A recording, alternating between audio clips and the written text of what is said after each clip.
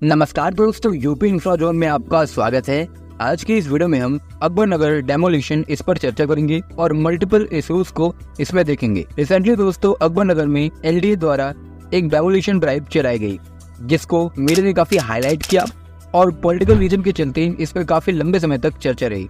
इस न्यूज को सबसे पहले हम डिटेल में समझते हैं। तो करीब 1200 इलीगल प्रॉपर्टीज को अकबर नगर के अंदर डिमोलिश करना था under Kukrail river beautification and reservation project. इस ड्राइव को एलडीए द्वारा लॉन्च किया गया after Allahabad high court order. इसके तहत करीब 1068 illegal residential building, 101 commercial buildings को डिमोलिश करना था। पिछले साल एलडीए द्वारा इलीगल कंस्ट्रक्शन जो कि कोकरेल रिवर बैंक्स पे हुए थे, इसको लेकर वो इलाहाबाद हाई कोर्ट गई थी, जिस पर दोस्तों इलाहाबाद हाई कोर्ट ने कोकरेल वॉच चैनल को क्लियर करने की बात की। यहाँ पर अथॉरिटी ने इलाहाबाद हाई कोर्ट के अंदर कहा कि जो स्लम ड्वेलर्स हैं ये लंबे समय तक अनऑथराइज तरीके से लैंड को ऑक्युपाई किए हुए हैं और इसको हटाना है। कोकरेल रिवर के अंदर जो इसका वाटर चैनल है, यहाँ पर स्लम का ड्रेन वेस्ट डायरेक्ट रिवर के अंदर जाता है, जो कि इसे बहुत ज्यादा पॉल्यूट कर देता है। यहाँ पर दोस्तों जो कोकरेल रिवर है ये गोमती रिवर के अंदर बाद में मिल जाती है और कई जगह तो कोकरेल रिवर को कोकरेल नाला रेफर किया जाता है। तो यहाँ पर दोस्तों एलडीए द्वारा रिहेबिलिटेशन पॉलिसी भी लाई गई। जो बीपीएल प्रोसेस थे उनको अप्रोप्रिएट फ्लैट प्रोवाइड करने का ऑफर अथॉरिटी ने दिया। तो यहाँ पर दोस्तों राशन कार्ड या फिर जो अदर डॉक्यूमेंटेशन थी वो रिक्वायर्ड थी। यहाँ पर इलाहाबाद हाई कोर्ट ने मार्च 2024 को एलडीए को ये आदेश दिया कि वो इलीगल एनक्रोचमेंट को हटा सकते हैं। यहाँ पर दोस्तों डिमोलिशन ड्राइव से अफेक्ट होने वाले लोग सुप्रीम कोर्ट चले गए और मई 10 को यहाँ पर सुप्रीम कोर्ट ने ये कहा जब तक एलडीए कोई अल्टरनेटिव एकोमोडेशन इन्हें नहीं देती है तब तक जो स्लम ड्वेलर्स है इनको हटाया ना जाए। तो यहाँ पर दोस्तों जून 14 को यूपी गवर्नमेंट द्वारा इमीडिएटली एनक्रोचमेंट जो कि रिवर बैंक्स पे थे या फिर पॉन्ड्स पे थे, इनको रिमूव करने के आदेश दिए गए। तो यहाँ पर दोस्तों ये जो डेमोलिशन ड्राइव अभी यूपी गवर्नमेंट चला रही है, ये न केवल रिवर बैंक्स पे चला रही है बल्कि जो लेक्स हैं, इसके अलावा अदर नेचुरल रिसोर्सेज जहाँ पर है, फॉरेस्ट जोन है, वहाँ पर किसी प्रकार का अगर एनक्रोचमेंट हुआ है तो उसको हटाया जा रहा है।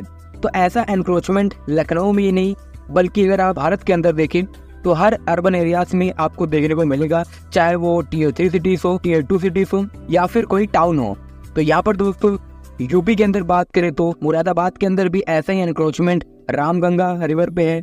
इसके अलावा काशी में भी है, सहारनपुर और अदर डिस्ट्रिक्ट में भी है, जिसको इन फ्यूचर हटाया जाएगा। ये एट प्रेजेंट कोकरेल रिवर के रिवाइवल के लिए इलीगल सेटलमेंट को रिमूव करना बहुत जरूरी है और यहाँ पर जो रेजिडेंट्स हैं उनको रिहेबिलिट किया जा रहा है under the LDA rehabilitation policy. दोस्तों सीएम ने ये भी अनाउंस किया है कि जो भी ऑफिशियल्स हैं वो एंश्योर करें कि ऐसी सेटलमेंट रिवर बेसिन पर ना हो पाए। दोस्तों कोकरेल रिवर 28 किलोमीटर लॉन्ग है और ये गोमती नदी में जाकर मिल जाती है। तो यहाँ पर दोस्तों जो भी वाटर बॉडीज होती है इनके पास कितनी दूरी पर घर बनाया जा सके, इसके लिए एक गाइडलाइन जारी की जाती है।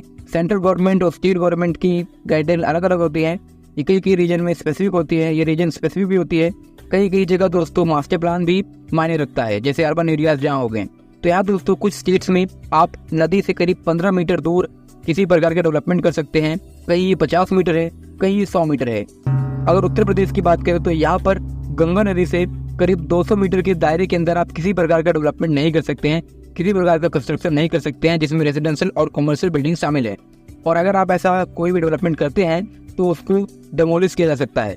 हर नदी के लिए अलग प्लान है। इसके अलावा यहाँ पर कई सारी सेंट्रल गवर्नमेंट की अथॉरिटीज हैं, उनका भी अलग अलग निर्देश है। तो दोस्तों हर सिटी का एक मास्टर प्लान होता है और उस मास्टर प्लान के अंदर जो रिवर का तट क्षेत्र होता है इसको निश्चित किया जाता है और अगर कोई भी मकान उस तट क्षेत्र के अंदर आता है या फिर उसे छूता है तो उसको डिमोलिश किया जा सकता है, क्योंकि वो इलीगल डेवलपमेंट होता है। तो नदी संरक्षण के लिए ये बहुत जरूरी है।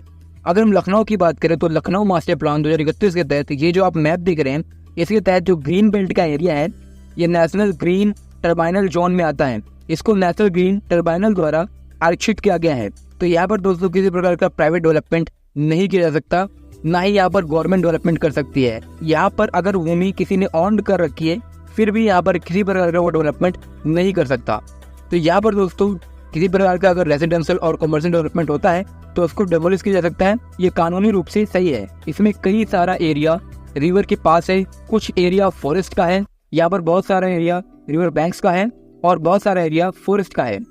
दोस्तों यहाँ पर अगर देखा जाए तो रिवर कंजर्वेशन के लिए ग्रीन बेल्ट बहुत जरूरी है और फ्यूचर में भी यहाँ पर किसी प्रकार का डेवलपमेंट ना हो, ये भी बहुत जरूरी है और इसको सुनिश्चित सेंट्रल और स्टेट गवर्नमेंट के इनिशिएटिव से किया जा सकता है। तो यहाँ पर दोस्तों रिसेंट न्यूज़ ये है कि लखनऊ के अंदर जो कुकरेल रिवर है, इसके आसपास दोनों साइड 50 मीटर के दायरे में किसी प्रकार के डेवलपमेंट को रोका गया है। यहाँ पर कोई भी नया डेवलपमेंट नहीं होगा। अगर हम अकबर नगर की बात करें तो यहाँ पर दोस्तों आप क्लियरली देख सकते हैं कि इन्होंने रिवर बैंक्स पे इलीगल एनक्रोचमेंट किया है। वेल दोस्तों, इलीगल एनक्रोचमेंट को फाइंड करने के लिए और भी कई सारी लीगैलिटीज होती हैं जिन पर हम किसी अन्य वीडियो में चर्चा करेंगे। तो यहाँ अकबर नगर के अंदर आप क्लियरली अगर इस एरिया को देखें तो ये पूरा एरिया हमें रिवर बैंक्स का एरिया दिखता है। तो यहाँ पर दोस्तों इस बेसिस पे और इसके अलावा रिनोवेशन भी बहुत जरूरी है, तो इसलिए यहाँ पर एनक्रोचमेंट को रिमूव करना बहुत जरूरी है। इसके अलावा और भी कई सारे क्षेत्र हैं जहाँ पर एनक्रोचमेंट हुआ है, जैसे कल्याणपुर ईस्ट, इसमें कई सारे घर हैं, कई सारी बिल्डिंग्स हैं जो नदी को सीधे छू रही हैं। इसके अलावा खुर्रम नगर, रहीम नगर और पंत नगर, यहाँ पर भी कई सारी ऐसी बिल्डिंग्स हैं जो कि सीधा रिवर बैंक्स पे हैं या नदी को छू रही हैं। तो कुल मिला के दोस्तों यहाँ पर देखा जाए तो अभी जहाँ तक न्यूज आ रही है और भी कई सारे क्षेत्रों में सर्वे शुरू हो चुका है। जल्दी यहाँ पर भी डेमोलिशन ड्राइव जारी की जाएगी। तो अगर हम प्रॉपर कंजर्वेशन की बात करें तो जितने भी illegal encroachment along the river हुए हैं उनको रिमूव करना बहुत जरूरी है। और ये केवल कुकरेल रिवर की बात नहीं है, ये भारत की सभी नदियों की बात है। और उत्तर प्रदेश के अंदर जितनी भी नदियां हैं उनके रिवर बैंक पे एनक्रोचमेंट है तो उसको रिमूव करना बहुत जरूरी है। कुकरेल रिवर रिनोवेशन प्रोजेक्ट, इस पर हम किसी अन्य वीडियो में चर्चा करेंगे। तो यहाँ पर दोस्तों हम डिमोलिशन संबंधित इन्फॉर्मेशन को देखते हैं। तो यहाँ कई सारे लूप होल्स हैं जिसका फायदा उठाया जाता है। तो सबसे पहले दोस्तों जो इलीगल डेवलपमेंट होता है इसके कई मायने होते हैं। तो सबसे पहला मायना यह है कि बैड अर्बनाइजेशन, हमारे जो शहर हैं वो सही से अर्बनाइजेशन को हैंडल नहीं कर पा रहे हैं, या फिर जो मास्टर प्लान बनाया जाता है उसके हिसाब से डेवलपमेंट नहीं होता है। इसका मुख्य कारण यह है कि हमारी जो ब्यूरोक्रेसी है ये इनएफिशिएंट है। इसके अलावा गवर्नमेंट अफोर्डेबल हाउसिंग अवेलेबल नहीं करा पा रही है। तो यहाँ पर दोस्तों इसमें ब्यूरोक्रेसी का भी एक रोल है। इसके अलावा जो लोकल एडमिनिस्ट्रेशन होता है उसका भी एक बहुत बड़ा योगदान है। चाहे वो आप पुलिस को देखें, जब भी इलीगल एनक्रोचमेंट होता है तो वो होता कैसे है, उसमें बिना मिली भगत के इस प्रकार का इलीगल एनक्रोचमेंट होना मुश्किल है। तो यहाँ पर दोस्तों जब इलीगल एनक्रोचमेंट हो जाता है, क्योंकि जितने भी आप इलीगल एनक्रोचमेंट को देखेंगे तो जब वहाँ पर डेमोलिशन ड्राइव चलती है तो लोग कहते हैं कि हम यहाँ पर 20 साल से 30 साल से या 40 साल से रह रहे हैं। तो यानी कि वहाँ पर गवर्नमेंट प्रॉपर फैसिलिटीज प्रोवाइड करती है।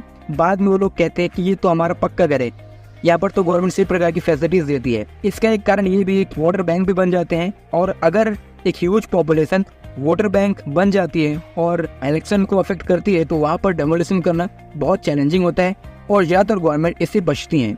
और अगर गवर्नमेंट कार्रवाई करती है तो उनके इलेक्शन पे नेगेटिव इम्पैक्ट भी पड़ता है। लेकिन दोस्तों पॉलिटिकल रीजन तो यहाँ पर है, लेकिन इससे एनवायरनमेंट पे बहुत बुरा असर पड़ता है। और अगर हम खासकर रिवर की यहाँ पर बात करें तो इससे रिवर को काफी ज्यादा नुकसान होता है। हालांकि दोस्तों इलीगल एनक्रोचमेंट और जो लूप होल्स हैं इस पर एक सेपरेट वीडियो बन सकती है। इसलिए दोस्तों आपसे निवेदन करूंगा कि अगर आपने चैनल को सब्सक्राइब नहीं करा तो सब्सक्राइब कर लें, जिससे आपको हमारी लेटेस्ट वीडियो मिलती रहेगी। धन्यवाद आपका ये वीडियो देखने के लिए। मिलते हैं नेक्स्ट वीडियो में।